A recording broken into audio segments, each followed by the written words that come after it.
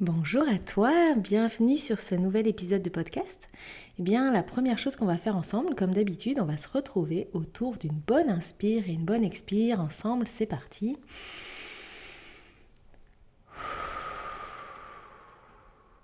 Yes, ça fait du bien de respirer, hein. Allez, on se retrouve juste après l'intro pour le thème de l'épisode. C'est un épisode solo aujourd'hui. À tout de suite.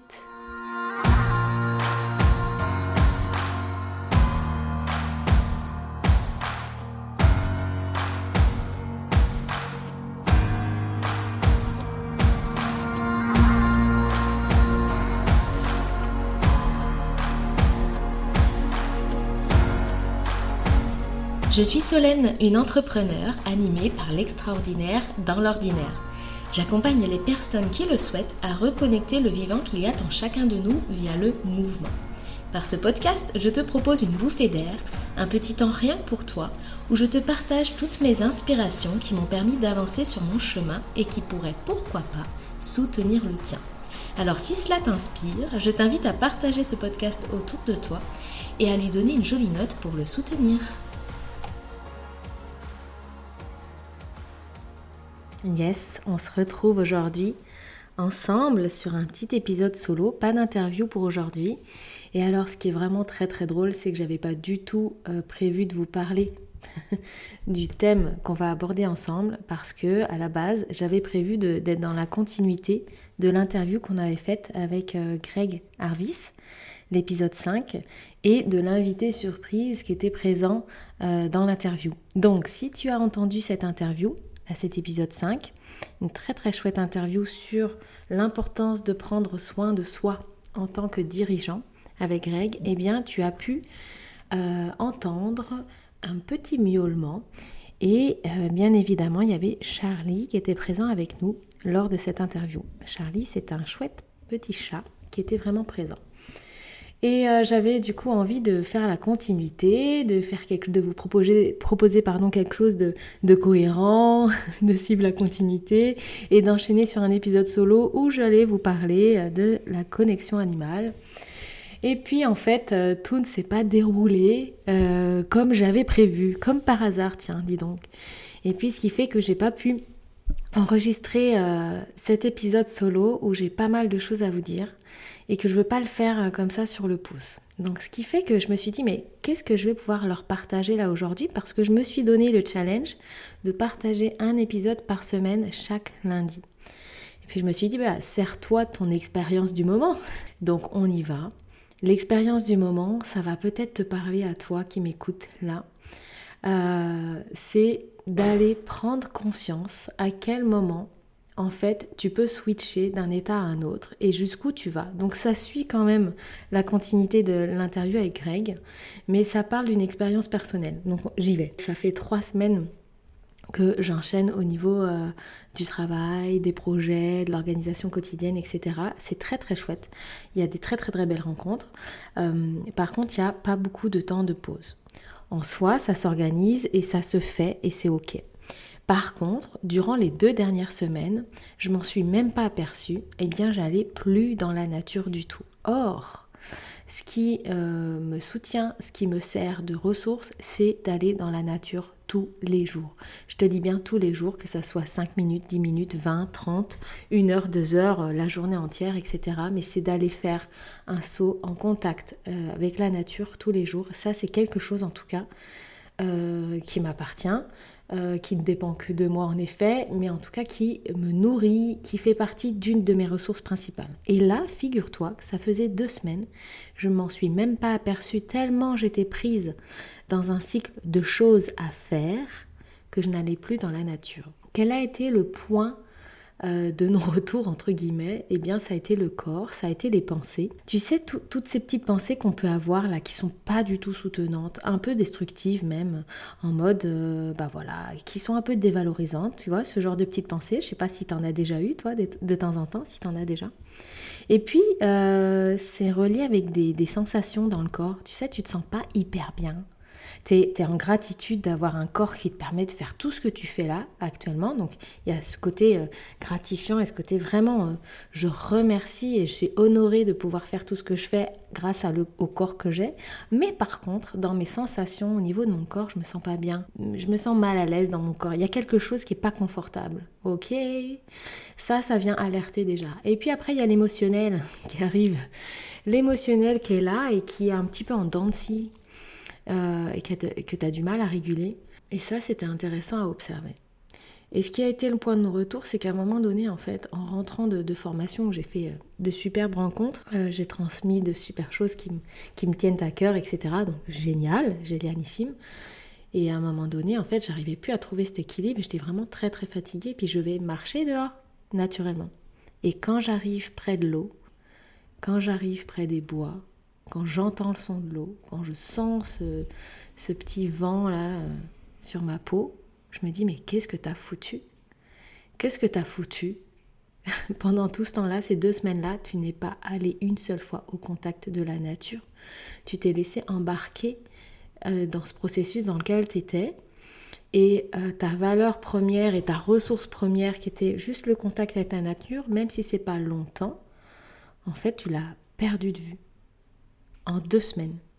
Juste cette petite expérience-là, personnelle, une fois que j'ai repris contact, j'ai fait waouh, mais qu'est-ce que j'ai foutu?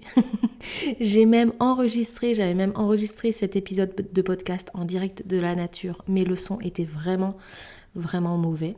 Donc c'est pour ça que je le refais là aujourd'hui.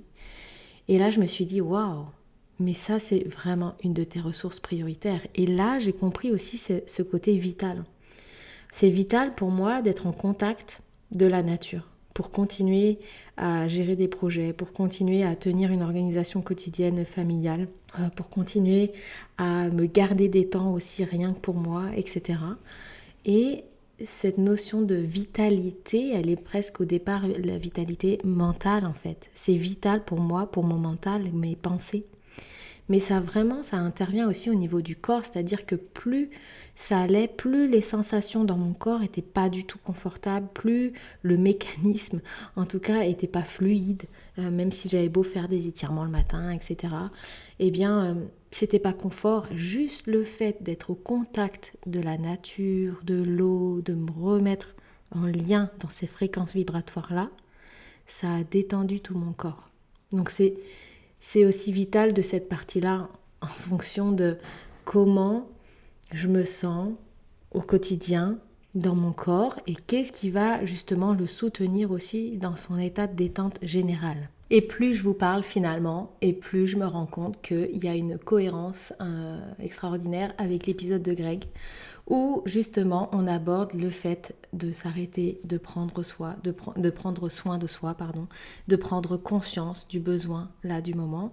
Et ce qui fait que pendant ces 2 semaines-là où j'ai vraiment enchaîné, à aucun moment en fait je me suis posée, je me suis retrouvée en fait dans un automatisme de faire des choses parce qu'on doit les faire. Malgré que j'ai conscience que ces temps de pause sont importants, ce contact avec la nature est important et qu'il y a plein d'autres ressources qui sont là, comme le mouvement, etc. Mais en tout cas, je me suis retrouvée, pas embobinée, mais hop, dans ce rythme-là qui n'est plus le mien. Et ce qui m'en a fait sortir, c'est mon corps. Ce qui m'en a fait sortir, c'est vraiment toutes les sensations que mon corps m'envoyait, qui n'étaient vraiment pas confortables du tout. Et puis mes pensées, qui tournait dans un mood vraiment pas cool à ce moment-là. Donc pourquoi j'aborde ça avec vous aujourd'hui parce que je pense que c'est quelque chose dont on... c'est pas qu'on souffre de ça, quoique certains, on peut en souffrir à certains moments, mais on est tous un petit peu concernés là-dedans, je trouve, notamment quand on est dans le faire. Je dois faire ça. Et quand on est dans le devoir, je dois faire ça. Vraiment. Et lorsqu'on se met dans ce mood-là, même si on a juste notre famille à gérer, les repas, la maison, etc., plus le boulot, plus tout ça, etc., quand on est dans ce mood-là, eh bien, des fois, on part dans un automatisme où même si on prend des temps pour prendre soin de soi, hein, j'avais des temps de pause, j'avais des temps de méditation, hein, mais en fait, tu ne te remets pas forcément en contact avec tes propres ressources qui te font du bien à l'instant T. Et tu continues à enrichir ce cycle-là, ce cercle un petit peu, ce cercle vicieux. Et ce qui fait qu'à des moments, ce qui va te faire switcher, c'est soit ton corps, soit ta tête, soit ton cœur, soit l'extérieur en fait. Et ça, c'est intéressant. Et je suis persuadée qu'on est tous à un moment donné en face de ces petites situations-là et que des fois, on a besoin d'aide pour switcher ou des fois, on est capable de switcher tout seul. La différence, ou même la singularité, c'est à quel moment on va sentir ça et comment on va pouvoir l'exprimer. Depuis que j'ai repris contact avec la nature, c'est-à-dire pour moi, lorsque j'enregistre, c'est il y a 2-3 jours, eh bien, c'est naturel, paf, je repars tous les jours, à un moment de la journée, en contact avec l'eau, la terre, les arbres, le ciel, le soleil, etc. Et je sens que ça apaise, mais ça vient vraiment apaiser ce qui doit l'être. Et il y en avait plein des choses à apaiser à ce moment-là. Ça continue le boulot, mais ça vient vraiment soutenir derrière. Ce qui fait que ça me rend disponible pour enregistrer, même si là, je suis en week-end famille, par exemple. Ça me rend disponible pour faire telle ou telle chose sans avoir un impact, on va dire, destructeur ou pas confortable à l'extérieur. C'est cet espace disponible, il est disponible parce que j'ai créé cet espace et que c'est confortable pour tout le monde autour de moi aussi à ce moment-là. J'aurais pas pu le créer si je n'avais pas recontacté cette ressource de la nature qui était pour moi importante, qui a permis juste de réguler ce qui devait l'être et de venir apaiser ce qui devait être apaisé. Donc le partage d'aujourd'hui que j'ai envie de vous faire, il n'est pas très long.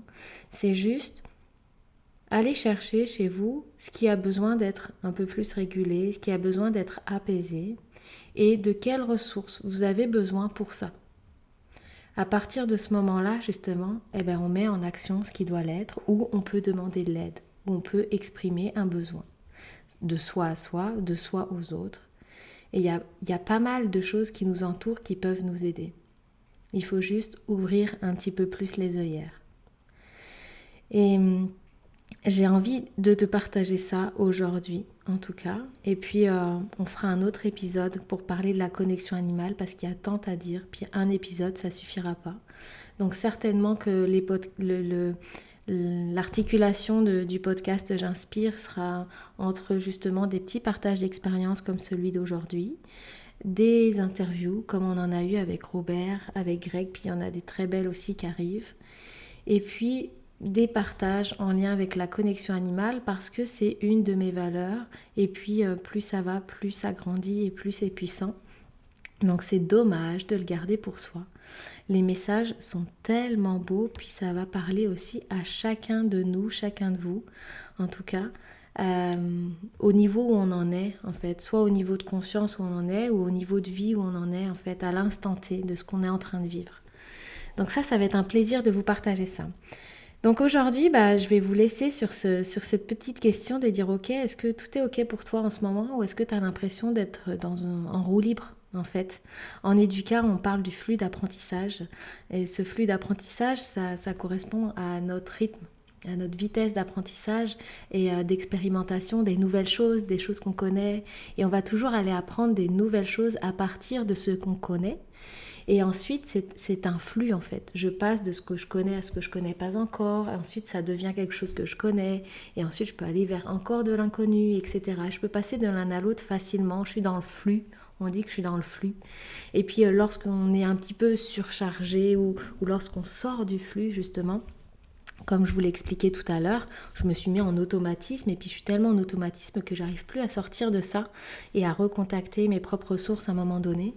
Eh bien, je suis un petit peu en roue libre, je suis sortie du flux, je suis en roue libre et puis j'arrive pas à repartir dans le flux. Et souvent, en éducation kinesthésique, on va amener du mouvement. C'est le mouvement qui va nous permettre de revenir dans le flux. Donc, j'aimerais juste vous partager le fait que lorsque vous sentez en roue libre, un petit peu comme ça, soit des choses similaires aux miennes, soit du quotidien, et soit dans le travail, soit au niveau des relations, il y a plein de choses qui peuvent être abordées. Et si vous sentez en roue libre d'un côté, pourquoi pas aller juste sortir, changer de pièce, juste faire un petit mouvement, un petit jeu, si vous avez vos enfants, de prendre une petite danse, de mettre une musique que vous kiffez et de se payer une petite danse bien sympathique là. D'aller voir vos amis, de sortir dans la nature, d'aller vous balader, de faire une petite séance de sport, etc. Et vous allez voir que ça vous remet tranquillement dans le flux. Et puis ça change un petit peu notre vision, puis ça nous reconnecte à dire « Oh punaise, ça fait du bien en fait ça ». C'est ça que j'avais besoin en fait. J'avais besoin de cette pause-là pour ensuite me rendre plus disponible à ce qui va se passer pour la suite. Voilà. C'était un petit épisode que j'ai partagé avec vous aujourd'hui et on se retrouve la semaine prochaine pour une autre belle interview ou un épisode sur la connexion animale. Je vais voir dans quel ordre je vais vouloir vous le partager tout ça. Allez, passez une très très belle journée, une belle nuit, une belle soirée. À très bientôt!